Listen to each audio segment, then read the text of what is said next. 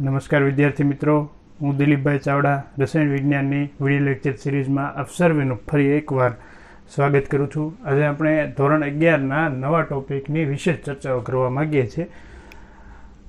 ગયા લેક્ચરની અંદર આપણે અર્થસૂચક અંક અને એના નિયમો અને સન્નિકટ મૂલ્ય મેળવવું કઈ રીતે અને એના નિયમો કયા છે એમની ચર્ચા કરી હતી. અર્થસૂચક અંકમાં આપણે જોયું હતું કે શૂન્ય સિવાયના બધા જ અંક અર્થસૂચક અંકો તરીકે ગણવામાં આવે છે. બંને છેડે શૂન્ય સિવાયના અંક હોય અને વચ્ચે આવતા શૂન્ય છે એમને પાસે અર્થસૂચક અંક તરીકે ગણવામાં આવે છે. આ ઉપરાંત આપણે એવું પણ જોયું છું કે કોઈ પણ નિશ્ચિત અંક હોય તો એમના અર્થસૂચક અંકની સંખ્યા છે એ અનંત હોય છે. તો આવા કંઈક નિયમો છે એ અર્થસૂચક અંકને લઈને આપણે ભણ્યા હતા. આ ઉપરાંત આપણે સન્નિકટ મૂલ્યમાં એવું જોયું હતું કે કોઈ પણ અંક અથવા તો કોઈ પણ મૂલ્યની અંતે આવતો અંક 5 કરતાં મોટો હોય તો એ 5 કરતાં મોટા અંકની આગળ રહેલો અંક છે એમાં 1નો વધારો કરવામાં આવે છે. અને કોઈ પણ મૂલ્યમાં અંતે આવતો અંક છે 5 કરતાં નાનો હોય તો એ અંતિમ 5 કરતાં નાના અંકને છે એ મૂલ્યમાંથી દૂર કરવામાં આવે છે. અન્ય કોઈ ફેરફાર છે એ કરવામાં આવતો નથી. અંતે રહેલો મૂલ્યનો અંતે રહેલો અંક 5 હોય અને 5 અંકની પહેલાંનો અંક છે એ બેકી હોય તો 5ને જ ફક્ત દૂર કરવામાં આવશે. અન્ય સન્નિકટ મૂલ્યમાં કોઈ પણ ફેરફાર કરવામાં આવતો નથી. સન્નિકટ મૂલ્ય મેળવવામાં કોઈ પણ ફેરફાર કરવામાં આવતો નથી. એ જ પ્રમાણે આપણે જોયું હતું કે અંતિમ અંક છે એ કોઈ પણ મૂલ્યનો અંતિમ અંક 5 હોય અને 5 પહેલાંનો અંક છે એ એકી સંખ્યા હોય તો અંતિમ અંક 5ને દૂર કરી એકી સંખ્યામાં રહેલા અંકમાં એક અંકનો વધારો થશે અને એમનું સન્નિકટ મૂલ્ય છે એ મળી જશે. તો આ થઈ કંઈક રિવિઝન સ્વરૂપેની સંક્ષિપ્ત વાત. હવે આપણે આજના દિવસમાં થોડી ચર્ચા પરિમાણાત્મક પૃથ્થકરણ કોને કહેવાય એમની કરવા જઈ રહ્યા છીએ.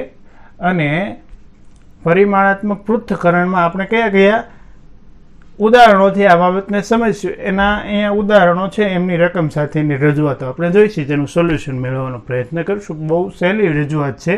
11મા ધોરણનું પાયાનું ચેપ્ટર છે તો આમાં પાયાની માહિતીથી લઈ અને આપણે આગળ વધવાના છીએ.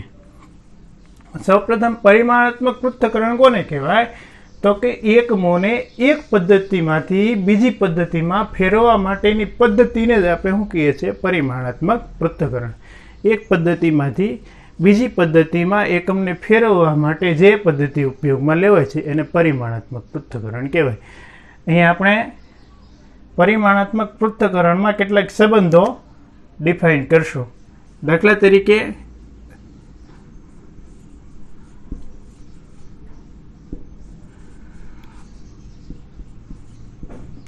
એક ઇંચ બરાબર 2.54 સેન્ટીમીટર.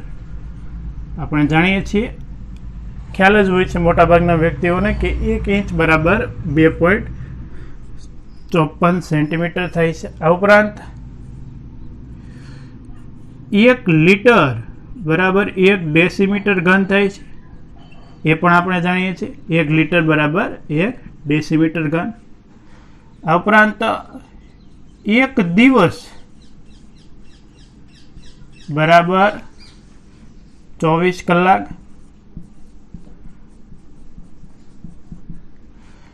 અને 1 દિવસ એટલે 24 કલાક અને એમને મિનિટમાં ફેરવીએ તો 24 ગુણ્યા 60 મિનિટ. અને 1 દિવસની વાત કરીએ તો મિનિટને સેકન્ડમાં ફેરવીએ તો 24 કલાક એને મિનિટમાં ફેરવીએ તો એને ગુણ્યા 60, એમને સેકન્ડમાં ફેરવીએ તો એને ગુણ્યા 60. આ સેકન્ડમાં જવાબ આવશે. તો વિદ્યાર્થી મિત્રો, આ તો બહુ પાયારૂપ માહિતીઓ છે કે 1 દિવસની કેટલી કલાક હોય તો કે 24 કલાક. મિનિટ કેટલી તો કે 24 ગુણ્યા 60 જેટલી મિનિટ હોય દિવસની. સેકન્ડ કેટલી હોય તો કે 24 ગુણ્યા 60 એટલે મિનિટ, એને ગુણ્યા 60 કરીએ એટલે દિવસની સેકન્ડ મળશે. આ સંબંધો આપણે જાણીએ છીએ. હવે અહીંયા કેટલાક પ્રશ્નો છે એ આપ્યા છે એમને આપણે સમજીએ. કે 3 ઇંચ બરાબર કેટલા સેન્ટીમીટર? તો આપણે જાણીએ છીએ કે 1 ઇંચ બરાબર 2.54 સેન્ટીમીટર. તો 3 ઇંચ બરાબર કેટલા સેન્ટીમીટર થશે? તો કે 3 ગુણ્યા 2.54 સેન્ટીમીટર.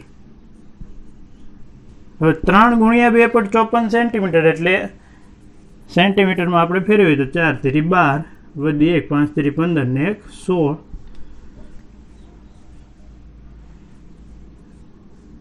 વધી 1 સમથિંગ 7.62 સેન્ટીમીટર જેટલો જવાબ આવશે. તો 2 લીટર બરાબર કેટલા મીટર ઘન? તો આપણે એવું જાણીએ છીએ કે 1 લીટર બરાબર 1 મીટર ડેસીમીટર ઘન. તો 2 લીટર બરાબર કેટલા? તો 2 લીટર એટલે 2 ડેસીમીટર ઘન થશે. અહીં આપણે એક સંબંધ જાણીએ છીએ કે 1 લીટર એટલે 1 ડેસીમીટર ઘન થતો હોય, તો 2 લીટર એટલે 2 ડેસીમીટર ઘન થશે. હવે વિદ્યાર્થી મિત્રો, આપણે અગાઉ એસઆઈ એકમ પદ્ધતિ ભણતા હતા ત્યારે પૂર્વગોની ચર્ચા કરી હતી ને આપણે એવી નોંધ કરી હતી કે પૂર્વગોની માહિતી આપણને જે રજૂઆત ટેક્સ્ટબુકમાં છે એ જ પ્રમાણેની શબ્દશઃ રજૂઆત આવડવી જોઈએ અને એના રૂપાંતરણોમાં જ્યાં જરૂરિયાત પડે ત્યાં પૂર્વગોની માહિતી આપણે એપ્લાઇડ કરી શકતા હોવા જોઈએ. તો એ બાબત અહીંયા છે એ ઉપયોગમાં આવશે. ડેસી એટલે આપણને ખ્યાલ હોવો જોઈએ. ડેસી પૂર્વક સાથે કયો અંક સંકળાયેલો છે? તો કે તમને મને બધાની ખ્યાલ છે 2. અને ડેસી એટલે સાહેબ થાય 10⁻1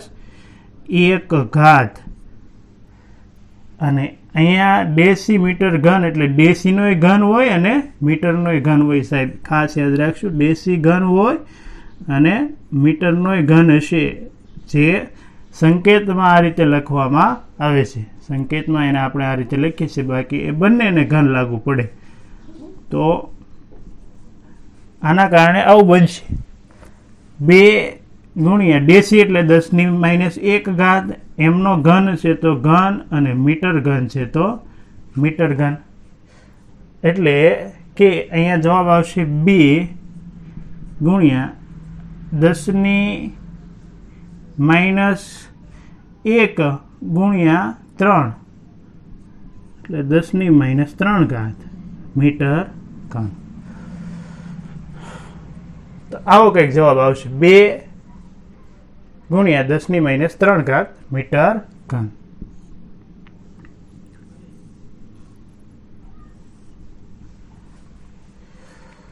બે લીટર બરાબર 2 ગુણ્યા 10⁻3 મીટર ઘન જેવો જવાબ આવે. હવે અહીંયા જોઈએ 2 દિવસ બરાબર કેટલી સેકન્ડ? તો સાહેબ આપણને ખ્યાલ છે કે 2 દિવસ એમની કલાક કેટલી હોય? તો કે એને ગુણ્યા 24 આ કલાક થાય. એમને મિનિટમાં ફેરવીએ તો 2 ગુણ્યા 24 આ કલાક, એમને ગુણ્યા 60 કરીએ એટલે એમની મિનિટ થાય. 2 ગુણ્યા 24 કલાક, એમને ગુણ્યા 60 એટલે મિનિટ, અને એમને ગુણ્યા 60 તો સેકન્ડમાં જવાબ. તો ફાઇનલ જવાબ આવે છે 1,72,800 સેકન્ડ. આ થઈ 2 દિવસની સેકન્ડ. 2 દિવસની સેકન્ડ 1,72,800 સેકન્ડ થશે 2 દિવસની. ચાલો, ત્યાર પછી અહીંયા એક પ્રશ્ન અલગથી વિશેષ આપણે પૂછ્યો છે કે અર્થસૂચક અંકની સંખ્યા જણાવો. તો સાહેબ અર્થસૂચક અંકના નિયમો આપણે એની પહેલાંના ક્લાસની અંદર ખૂબ જ વ્યવસ્થિત રીતે ભણ્યા છીએ અને તમને ખ્યાલ હોય છે કે દશાંશ ચિહ્ન પહેલાંય શૂન્ય હોય અને દશાંશ ચિહ્ન પછી પણ શૂન્ય હોય તો એ શૂન્યના ગણતરીમાં લેવામાં આવતા નથી. એટલે આ શૂન્ય અર્થસૂચક અંકની ગણતરીમાં લેવામાં આવશે નહીં. તો આ 2 અંક દ્વારા અહીં અર્થસૂચક અંકની સંખ્યા થશે. 2 અંક દ્વારા જે અર્થસૂચક અંક મળે છે એ એમની સંખ્યા થશે 2. અહીંયા તમે જોઈએ તો બંને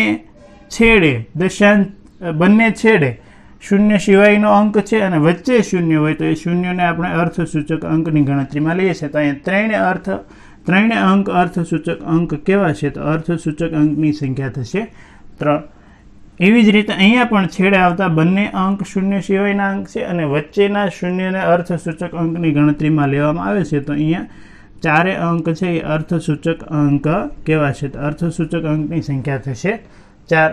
એ જ પ્રમાણે અહીંયા ખાસ ધ્યાન રાખવા જેવું છે કે દશાંશ ચિહ્ન પછી જ બધા શૂન્ય છે એ શૂન્યને અર્થસૂચક અંકની ગણતરીમાં લેવામાં આવતા નથી. તો અહીંયા એ સિવાયના અંક થશે 1, 2 અને 3. તો અહીંયા અર્થસૂચક અંકની સંખ્યા થશે 3. હવે આ ઉદાહરણ અપવાદ છે, અગાઉથી નોંધ કરી છે આપણે. અને અપવાદ ઉદાહરણમાં કંઈક અલગ રીતે વિચારવાનું છે. એ દશાંશ ચિહ્ન પછી પણ શૂન્ય છે અને દશાંશ ચિહ્ન પહેલા પણ 2 શૂન્ય છે. પણ દશાંશ ચિહ્ન પહેલા રહેલા 2 શૂન્ય પહેલાનો અંક 5 એ શૂન્ય સિવાયનો અંક હોય અને દશાંશ ચિહ્ન પહેલા અને પછી શૂન્ય આવતા હોય ત્યારે એ બધા શૂન્યને આપણે ગણતરીમાં લઈશું. ખાસ નોંધ લઈશું, આ તો અપવાદ નિયમ છે. તેમ છતાં ગણતરીમાં કંઈક આ રીતે એપ્લાય કરી, નિયમ એપ્લાય કરીને આપણે આગળ વધશું કે દશાંશ ચિહ્ન પછી શૂન્ય, દશાંશ ચિહ્ન પહેલા શૂન્ય.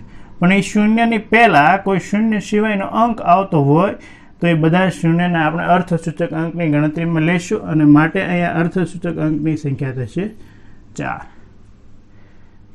આ તો બહુ સરળ પ્રશ્ન થઈ શકે. બંને છેડે શૂન્ય સિવાયના અંકો છે અને વચ્ચે આવતા શૂન્ય આપણે અર્થસૂચક અંકની ગણતરીમાં લઈએ છીએ. તો અહીંયા ટોટલ અંક 1, 2, 3, 4 ને 5. તો અર્થસૂચક અંકની સંખ્યા થશે 5.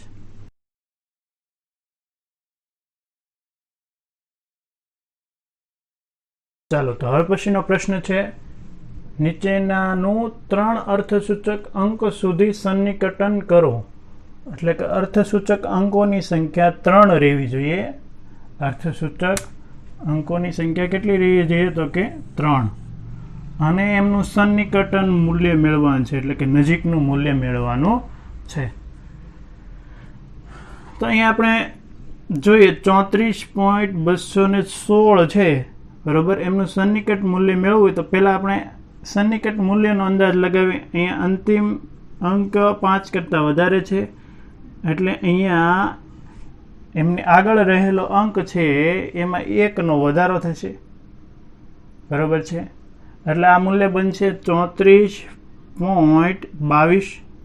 મૂલ્ય બનશે 34.22. પણ અહીંયા આપણને 3 અર્થસૂચક અંક મેળવવાના કીધા છે. તો એ 3 અર્થસૂચક અંકમાં આપણે 1 અંક દૂર કરી નાખવું પડશે. એટલે અહીંયા 2 ને દૂર કરી નાખીએ તો 3 અર્થસૂચક અંક થશે 34.2. 3 અર્થસૂચક અંક કયા થશે? 34.2. સીધું છે. પહેલા વિદ્યાર્થી મિત્રો સન્નિકટન મૂલ્ય મેળવી નાખો અને ત્યાર પછી જે પ્રથમ 3 અંક છે એ અર્થસૂચક અંક તરીકે લઈ શકાય.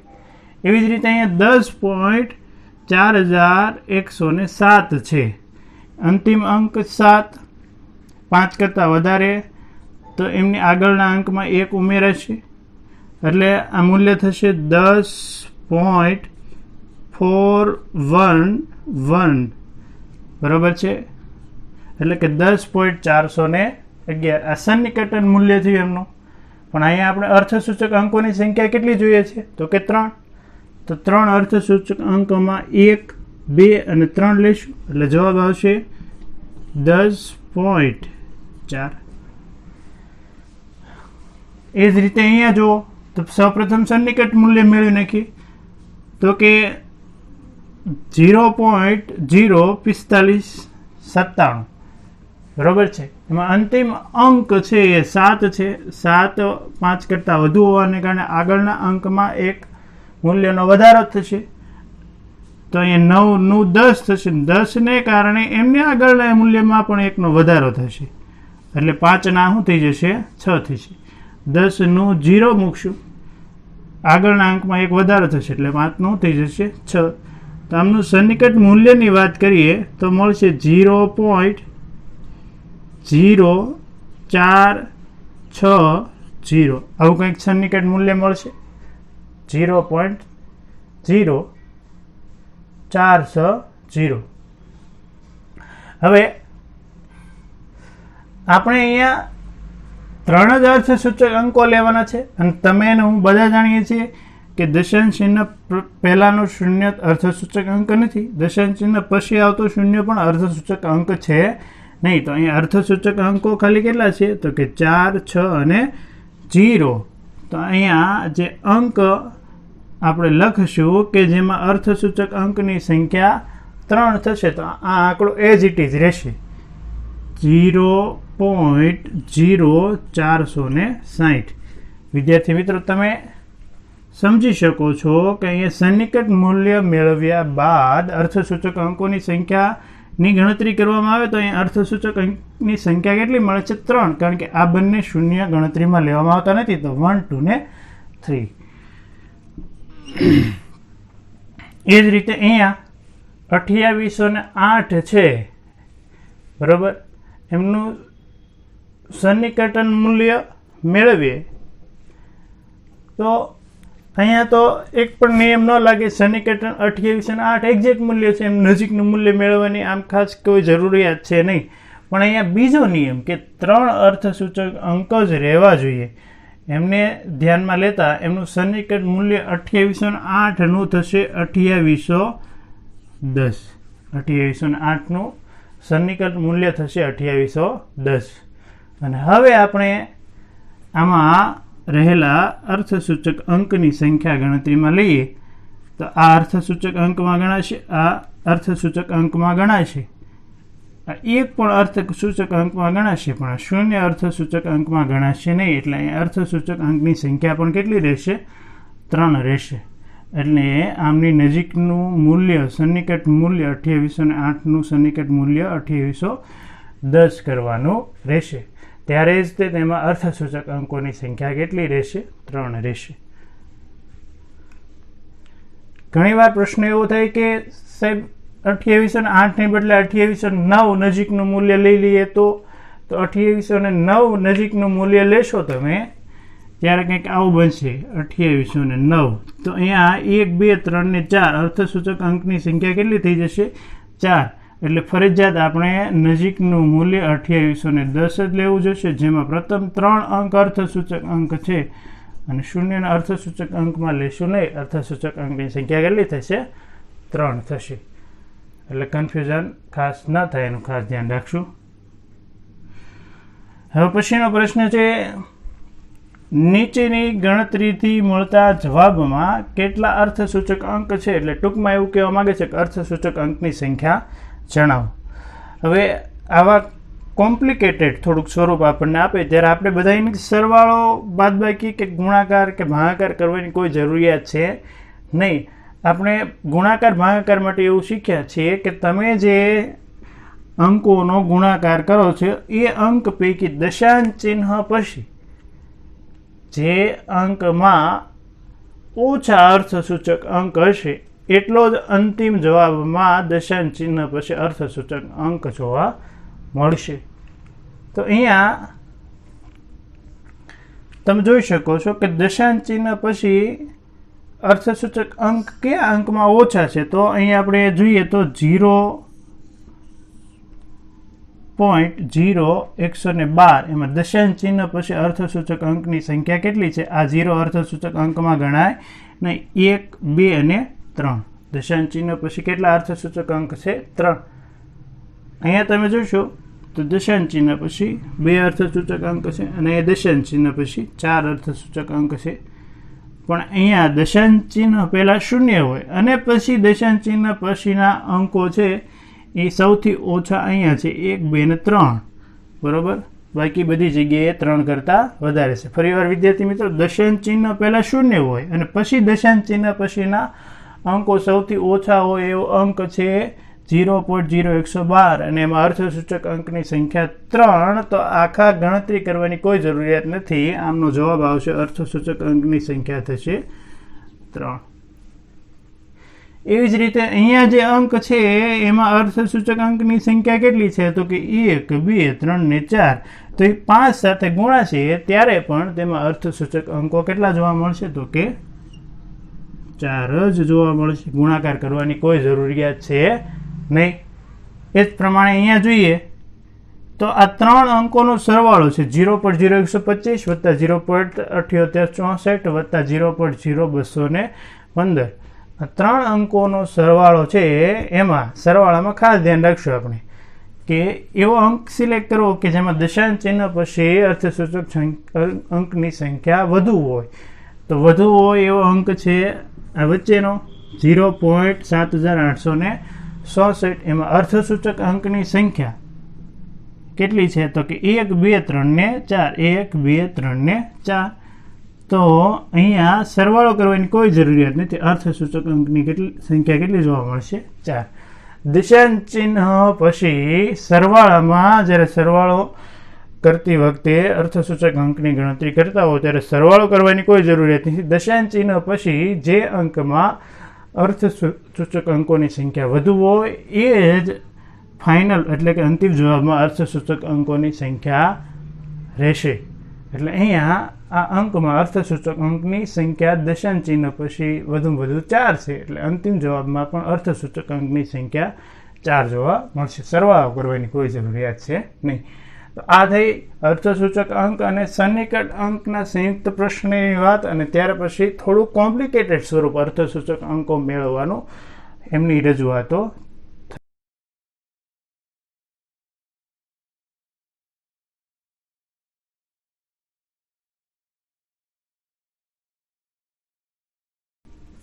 હવે પછી આપણે ભણવા જઈ રહ્યા છીએ રાસાયણિક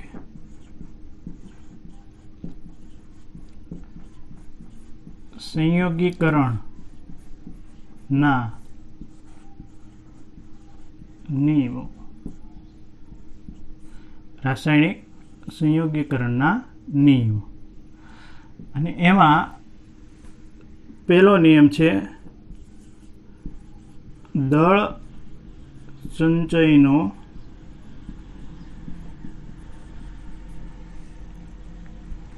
નિયમ દળ સંચયનો નિયમ અથવા એનું બીજું નામ છે દ્રવ્ય સંચયનો નિયમ 1700-1800ની સાલના સમયગાળા આજુબાજુ વૈજ્ઞાનિકો દ્રવ્ય પરમાણુ અને અણુથી એટલા બધા પરિચિત ન હતા અને એ સમયગાળા દરમિયાન રાસાયણિક પ્રક્રિયાઓને લઈને સામાન્ય સિદ્ધાંતો પણ અસ્તિત્વમાં આવ્યા નહોતા વૈજ્ઞાનિક જગત સામે આવ્યા ન હતા તો બધું ચિત્ર સ્પષ્ટ ન હતું અને ધીરે ધીરે કેટલાક વૈજ્ઞાનિકો દ્વારા પ્રારંભિક સંશોધનના અંતે કેટલાક નિયમો તારવવામાં આવ્યા કે રાસાયણિક પદાર્થો એકબીજા સાથે જોડાય છે તો કઈ રીતે જોડાય છે એમના પ્રમાણ નિશ્ચિત હોય છે કે હોતા નથી અથવા તો કોઈ ચોક્કસ પદાર્થ સાથે ચોક્કસ પદાર્થ શા માટે જોડાય છે આવી બધી બાબતોને લઈને પ્રાયોગિક સંશોધનો થયા અને એ સંશોધનોએ પછી આવનારા દિવસોમાં રસાયણ વિજ્ઞાનનો પાયો ઘડવામાં ખૂબ જ મદદરૂપ થયા તો એમાંનો પ્રથમ નિયમ છે એ નિયમ આપણે સમજવા જઈ રહ્યા છે દળ સંચયનો નિયમ જેને દ્રવ્ય સંચયનો નિયમ પણ કહેવામાં આવે છે આ દળ સંચયનો અથવા તો દ્રવ્ય સંચયનો નિયમ એન્ટોની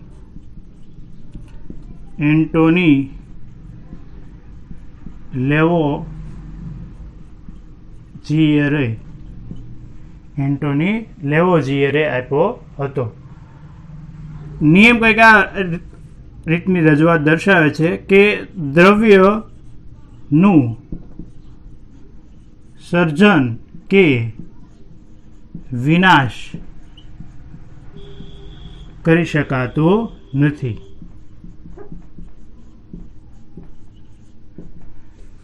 આ એમનો નિયમનું કથન છે કે દ્રવ્યનું કોઈ પણ નિયમ દ્વારા અથવા તો કોઈ પણ પ્રયોગો દ્વારા સર્જન કરી શકાતો નથી અથવા તો એમનો વિનાશ પણ કરી શકાતો નથી તો આ વાત છે એ શરૂઆતમાં જ્યારે એન્ટોની લેવોઝિયર નામના વૈજ્ઞાનિકે રજૂ કરી તો આ વાત એ સમયે એટલી બધી માન્યતા પ્રાપ્ત ન થઈ આ વાતની એટલી બધી સ્વીકૃતિ એ સમયે ન મળી પણ ત્યાર પછીના કેટલાક સૈદ્ધાંતિક પ્રાયોગિક રજૂઆતોમાં આ નિયમ છે એ ઘણો જ ઉપયોગી સાબિત થયો તો આ એન્ટોની લેવોઝિયર દ્વારા આપેલો રાસાયણિક સંયોગીકરણ માટેનો પ્રથમ નિયમ અને નિયમ છે દ્રવ્યનું સર્જન કે વિનાશ થઈ શકતો નથી.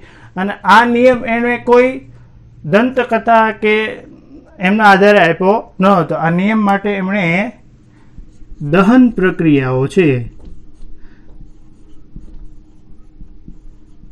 દહન પ્રક્રિયાઓની ચોકસાઈપૂર્વક અભ્યાસના આધારે જ આ નિયમ છે એમના ઉપર એન્ટોની લેવોઝિયર આવ્યા હતા. દહન પ્રક્રિયાઓનો વિશેષ અભ્યાસ કર્યો અને એના ચોકસાઈપૂર્વકના અભ્યાસના આધારે એન્ટોની લેવોઝિયર આ કથન છે એમને આપણી સુધી રજૂ કર્યું. તો આ થયો પ્રથમ નિયમ, રાસાયણિક સંયોગીકરણનો પ્રથમ નિયમ, દળ સંચયનો નિયમ. પ્રશ્ન પૂછાય કે દળ સંચયનો નિયમ જણાવો. તો દળ સંચયનો નિયમ 1789માં એન્ટોની લેવોઝિયરે રજૂ કર્યો હતો, જે નીચે મુજબ રજૂ કરી શકે છે. દ્રવ્યનું સર્જન કે વિનાશ થઈ શકતો નથી, આ દળ સંચયનો નિયમનો કથન છે. આપેલ તારણો પર પહોંચવા માટે તેમણે દહન પ્રક્રિયાઓનો સંભાળપૂર્વક પ્રાયોગિક અભ્યાસ છે કરેલો અને આ નિયમ રસાયણ વિજ્ઞાનમાં થયેલા કેટલાક પશ્ચાત વિકાસમાં પાયારૂપ બનેલો. એટલે પાછળથી થયેલા કેટલાક પ્રાયોગિક પરિણામો છે એમાં આ નિયમ છે ખૂબ જ ઉપયોગી સાબિત થયેલો. આ નિયમ જ પ્રક્રિયકો અને નિપજોના ચોક્કસ દળના માપન અને લેવોઝિયરે કરેલા યોજનાબદ્ધ પ્રયોગોનું પરિણામ હતું.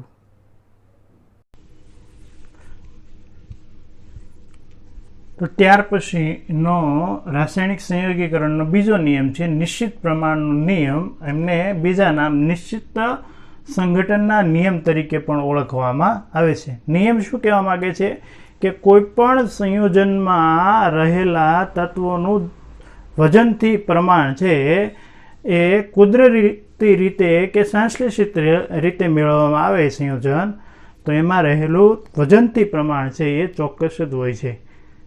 પરિવાર વિદ્યાર્થી મિત્રો, કે કોઈ પણ સંયોજનમાં રહેલું તત્વોનું પ્રમાણ ચોક્કસ જ હોય છે. ભલે સંયોજન છે એ કુદરતી રીતે મેળવવામાં આવ્યું હોય કે કૃત્રિમ રીતે. એટલે કે કુદરતી કે કૃત્રિમ રીતે કોઈ પણ રીતે મેળવવામાં આવે સંયોજનમાં રહેલા તત્વોનું પ્રમાણ ચોક્કસ જ હોય છે. દાખલા તરીકે અહીં આપણે એક ઉદાહરણથી સમજીએ. Copper carbonate CuCO3.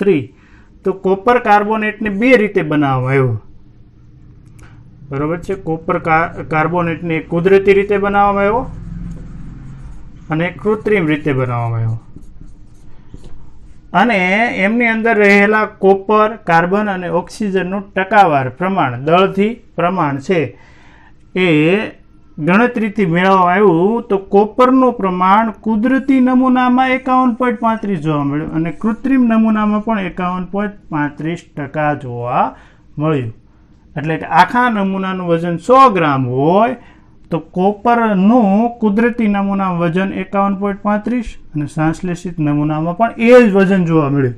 એ જ રીતે અહીંયા કાર્બનની વાત કરવામાં આવે તો કોપર કાર્બોનેટમાં કાર્બનનું વજન છે એ 38.91% કુદરતી નમૂનામાં અને એટલું જ પ્રમાણ છે કૃત્રિમ એટલે કે સંશ્લેષિત નમૂનામાં જોવા મળ્યું. અને ઓક્સિજનની વાત કરવામાં આવે તો બંને નમૂનામાં એ તમે જોઈ શકો છો ઓક્સિજનનું ટકાવાર પ્રમાણ છે 9.74% છે જોવા મળ્યું. એટલે કોઈ પણ સંયોજન હોય એમની અંદર રહેલા તત્વોનું વજનથી પ્રમાણ ચોક્કસ જ હોય છે.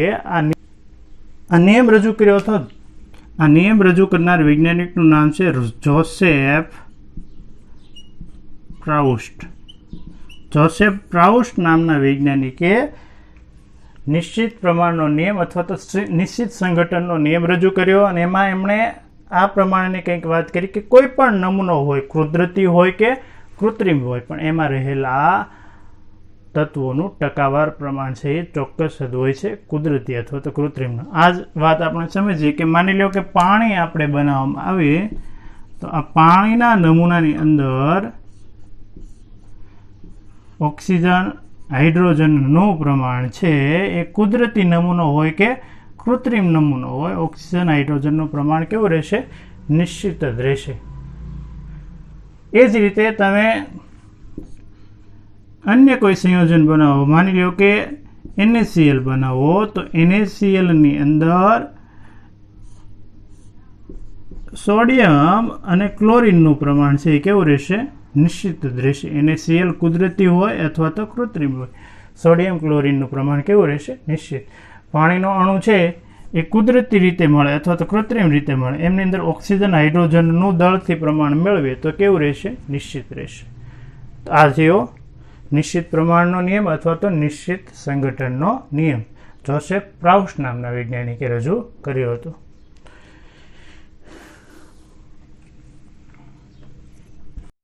નિશ્ચિત પ્રમાણનો નિયમ ઉદાહરણ આપી સમજાવો. આ પ્રશ્નના જવાબને આપણે કંઈક આ રીતે શબ્દશઃ રજૂઆત સાથે લખી શકીએ. આ નિયમ ફ્રેન્ચ રસાયણશાસ્ત્રી જોસેફ પ્રાઉસ દ્વારા રજૂ કરવામાં આવ્યો હતો. નિયમ કંઈક આ પ્રમાણે છે: આપેલ સંયોજન હંમેશા વજનથી સરખા પ્રમાણમાં તત્વો ધરાવે છે. કોઈ એક સંયોજનની અંદર તત્વોનું દળ છે એક સરખું જોવા મળે છે. પ્રાઉસ્ટે કોપર કાર્બોનેટના 2 નમૂના સાથે કાર્ય કરેલું અને નોંધ્યું કે દર્શાવેલા પ્રમાણે બંને નમૂનામાં રહેલા તત્વોનું સંગઠન કે બંધારણ એક સરખું જોવા મળે છે.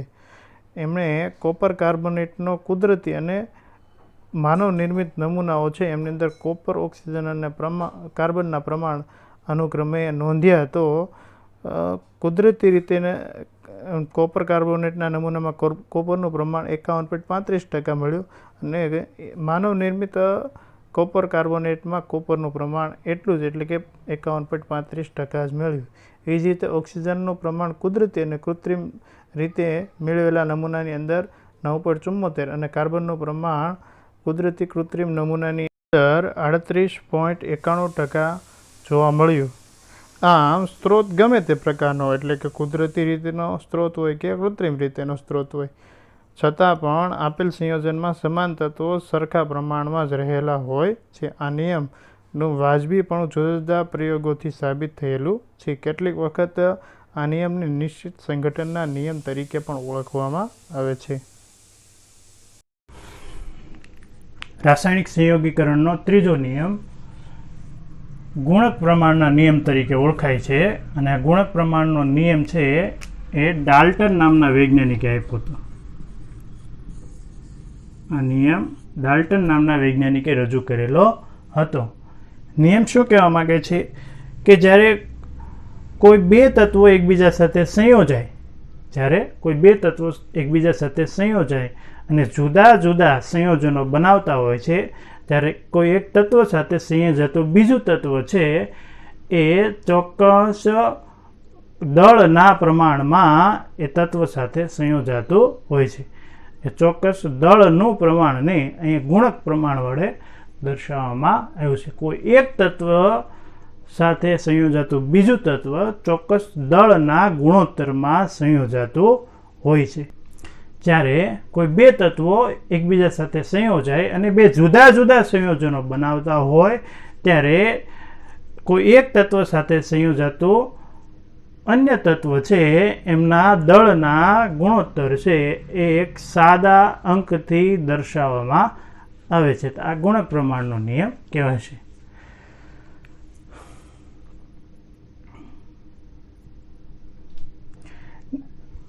નિયમને સ્પષ્ટ રીતે સમજીએ તો જ્યારે 2 તત્વો સંયોજાઈને એક અથવા વધારે સંયોજનો બનાવે છે. 2 તત્વો સંયોજાય છે પણ સંયોજનો એક અથવા એક કરતાં વધારે બનતા હોય ત્યારે જ આ નિયમ છે એ એપ્લાય થાય છે. ત્યારે એક તત્વ સંયોજાતા બીજા તત્વના નિશ્ચિત દળ સાથે જોડાય છે. ત્યારે એક તત્વ છે બીજા તત્વના ચોક્કસ દળના ગુણોત્તરમાં જ જોડાતું હોય છે. અને ગુણોત્તર કેવો જોવા મળતો હોય? સાદો ગુણોત્તર, એટલે કે પૂર્ણાંક ગુણોત્તર જોવા મળતો હોય છે. અહીંયા ઉદાહરણ દ્વારા વાતને સમજીએ. એક્ઝામ્પલ તરીકે, દાખલા તરીકે H2 વત્તા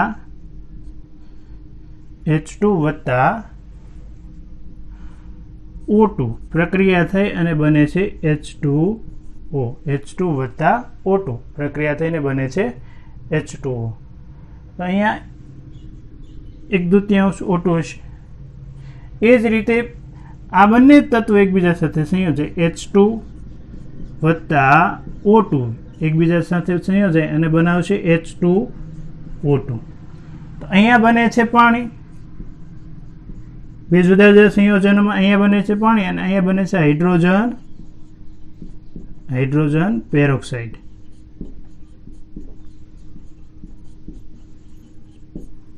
એક જગ્યાએ પાણી બને છે, એક જગ્યાએ હાઇડ્રોજન તત્વો બંને એક સરખા છે, સંયોજાય તો એકવાર અલગ પરિસ્થિતિમાં પાણી બને છે તો કોઈ અલગ પરિસ્થિતિમાં ફરીવાર એના એ જ તત્વોના સંયોજવાથી હાઇડ્રોજન પેરોક્સાઇડ બને છે. અહીંયા વાત છે નિયમ પ્રમાણે સમજીએ તો અહીંયા 2 ગ્રામ હાઇડ્રોજન છે એ 1/2 O2 સાહેબ ઓક્સિજન પરમાણુનું પરમાણુ દળ 16 ગ્રામ, O2 અણુનું આણ્વિય દળ થશે 32 ગ્રામ.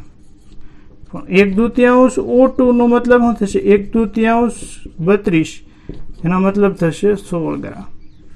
ખ્યાલ આવે છે? ઓક્સિજન પરમાણુનું પરમાણુ દળ 16 ગ્રામ, ઓક્સિજન અણુનું આણ્વિય દળ 32 ગ્રામ, પણ 1/2 O2 નો મતલબ થશે 1/2 ગુણ્યા O2 નું આણ્વિય દળ 32 ગુણ્યા 1/2 એટલે 16 ગ્રામ. તો અહીંયા 1/2 O2 નો મતલબ થશે 16 ગ્રામ ઓક્સિજન.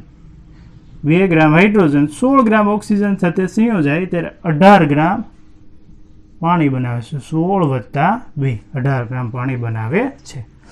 એ જ રીતે તમે જોઈ શકો છો 2 ગ્રામ હાઇડ્રોજન O2 આપણે સમજ્યા O2 નો આણ્વિક દળ કેટલું હોય છે તો કે 32 ગ્રામ O2 સાથે સંયોજાય ત્યારે અહીંયા તમે જોઈ શકો છો O2 એટલે 32 વત્તા 2 હાઇડ્રોજન એટલે 32 ને 2 34 ગ્રામ હાઇડ્રોજન પેરોક્સાઇડ બનાવે છે. તો અહીંયા બંને જગ્યાએ એક સરખા તત્વો હાઇડ્રોજન અને એના દળ પણ એક સમાન છે, પણ એની સાથે સંયોજાતો હાઇડ્રોજન સાથે સંયોજાતો ઓક્સિજનની વાત કરવામાં આવે તો એ ઓક્સિજન છે એક સાદા ગુણોત્તરમાં હાઇડ્રોજન સાથે સંયોજાય અને 2 જુદા જુદા સંયોજન બનાવે છે. તો તમે ઓક્સિજનનો સાદો ગુણોત્તર અહીં લ્યો, O2 પાણીમાંનો અને O2 હાઇડ્રોજન પેરોક્સાઇડમાંનો એમનો સાદો ગુણોત્તર લ્યો તો પાણીમાં રહેલા ઓક્સિજનનો દળ છે એ 16 ગ્રામ હોય છે. આપણે ગ્રામ એકમ ન લખીએ, 16 હોય છે. અને હાઇડ્રોજન પેરોક્સાઇડમાં રહેલા ઓક્સિજનનું દળ 32 હોય છે. એમનો સાદો ગુણોત્તર મેળવીએ તો 16 દુ 32 એટલે કે 1/2 મળશે. તો 1/2 સાદો ગુણોત્તરમાં